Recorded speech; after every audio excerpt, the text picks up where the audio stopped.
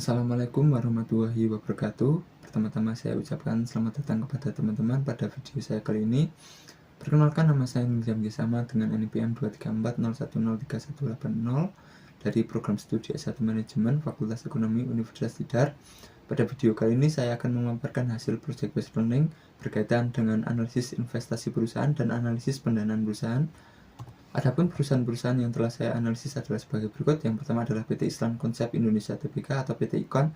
Perusahaan ini bergerak di sektor properti dan jasa penginapan. Yang kedua adalah PT Intan Baru Prana Tbk atau PT IBFN. Perusahaan ini bergerak dalam bisnis perdagangan, penyewaan alat transportasi komersial. Dan yang ketiga adalah PT Harapan Duta Pertiwi atau PT Hub.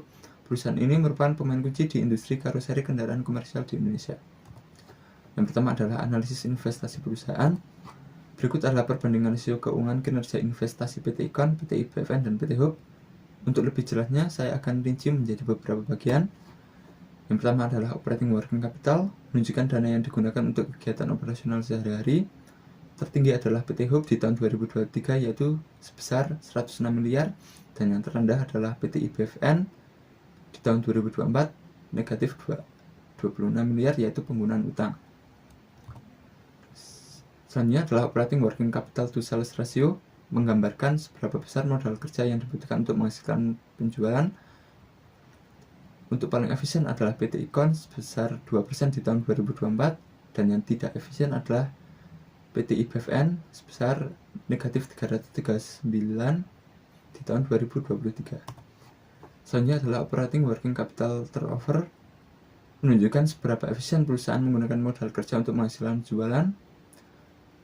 Yang paling efisien menggunakan modal kerja adalah PT IKON di tahun 2024 yaitu 43 kali, dan yang paling tidak efisien adalah PT IBFN di tahun 2023 yaitu sebesar negatif 0,39 kali.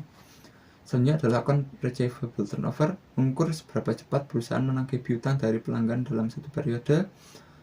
Yang paling cepat adalah PT IKON yaitu 21 kali, dan paling lama adalah PT Hub di tahun 2024 yaitu 1,64 kali. Selanjutnya inventory turnover, menunjukkan seberapa sering persediaan terjual dan diganti dalam satu periode. Yang paling cepat terjual dan diganti adalah PT IBFN di tahun 2024 yaitu 14,11 kali, dan yang terlama adalah PT Hub di tahun 2023 0,74 kali. Selanjutnya adalah account payable turnover, mengukur seberapa cepat perusahaan membayar kewajiban kepada pemasok. Yang tercepat adalah PT IKON yaitu 19,44 kali, dan yang terlama adalah PT IBFN 5,16 kali. Selanjutnya adalah average day in receivable, menunjukkan berapa hari rata-rata yang dibutuhkan untuk mengubah piutang menjadi kas. Yang tercepat mengubah piutang adalah PT IKON di tahun 2024 yaitu 16,81 hari, dan yang terlama adalah PT Hub di tahun 2024 yaitu 222 hari. Selanjutnya adalah average day in inventory, menunjukkan berapa hari rata-rata yang dibutuhkan persediaan tersimpan sebelum terjual. Yang paling cepat adalah PT IBFN di tahun 2024 yaitu 25 hari, dan yang terlama adalah PT Hub di tahun 2023 yaitu 492 hari. Selanjutnya average day in payable, menunjukkan berapa hari rata-rata yang dibutuhkan perusahaan untuk menunda pembayaran kepada pemasok. Yang terlama adalah PT IBFN yaitu 70 hari, dan yang paling cepat adalah PT IKON di tahun 2024 yaitu 18,78 hari. Selanjutnya net long term asset turnover, mengukur efisiensi penggunaan aset tetap bersih dalam menghasilkan penjualan. Paling efisien adalah PT IKON di tahun 2024 yaitu sebesar 0,86, dan yang tidak efisien yaitu PT IBFN dengan nilai 0,01. Selanjutnya PPE turnover, menunjukkan kemampuan aset tetap dalam menghasilkan pendapatan.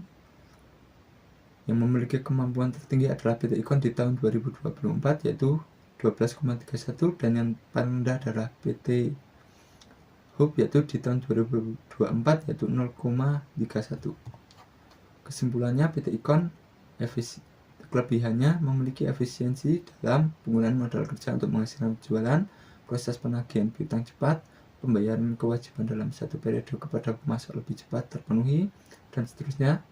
Kelebihan PT IBFN, siklus pergantian persediaan dalam penjualan lebih efisien, persediaan tersimpan dalam satu periode tidak terlalu lama, dan kelebihan PT Hub, kapasitas modal kerja bernilai tinggi. Adapun kekurangan PT Ikon, kapasitas modal kerja menurun. Kekurangan PT IBFN, pemakaian kewajiban yang terlalu tinggi, dan seterusnya. Kekurangan PT Hub yaitu proses penagihan piutang lambat. Yang kedua adalah analisis pendanaan perusahaan. Berikut adalah perbandingan rasio keuangan kinerja pendanaan PT Ikon, PT IBFN, dan PT Hub. Ada dua bagian yaitu likuiditas dan solvabilitas. Yang pertama adalah likuiditas.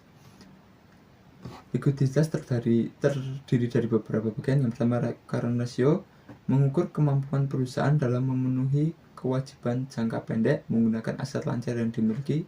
Yang tertinggi adalah PT Hub di tahun 2023 sebesar 174%. Selanjutnya, asset test ratio, mengukur kemampuan perusahaan membayar kewajiban jangka pendek tanpa mengandalkan persediaan. Yang paling mampu adalah PT IBFN di tahun 2023 yaitu 61%. Selanjutnya, cash ratio, mengukur kemampuan perusahaan dalam melunasi kewajiban jangka pendek hanya dengan kas dan setelah kas. Yang paling mampu adalah PT IBFN di tahun 2023 yaitu sebesar 60%. Selanjutnya, solvabilitas terdiri dari dua bagian. Yang pertama adalah liabilities to equity ratio, mengukur perbandingan antara total utang dengan modal sendiri. Yang paling efisien adalah PT Ikon, seimbang 66% di tahun 2023 dan 65% di tahun 2024. Selanjutnya, debt to capital ratio, mengukur proporsi utang dalam struktur modal total perusahaan, utang plus ekuitas. Yang paling baik adalah PT Ikon, yaitu 40% di tahun 2023 dan 39% di tahun 2024. Kesimpulan, kelebihan PT Ikon memiliki struktur modal yang cukup stabil dan proporsional. Kelebihan PT IBFN, perusahaan mampu melunasi kewajiban jangka pendek hanya dengan kas dan setelah kas. PT Hub, perusahaan mampu memenuhi kewajiban jangka pendek menggunakan aset lancar yang dimiliki. Kekurangan dari PT Ikon bergantung pada persediaan untuk menutupi kewajiban jangka pendek. PT IBFN, perusahaan belum mampu memenuhi kewajiban jangka pendek menggunakan aset yang dimiliki. Perusahaan mengalami defisit ekuitas sehingga posisi utang jauh lebih besar dari modal pemilik. Kekurangan PT Hub bergantung pada persediaan untuk menutupi kewajiban jangka pendek, hampir tidak memiliki kas atau setara kas yang cukup untuk langsung melunasi kewajiban jangka pendek. Sekian hasil yang dapat saya presentasikan.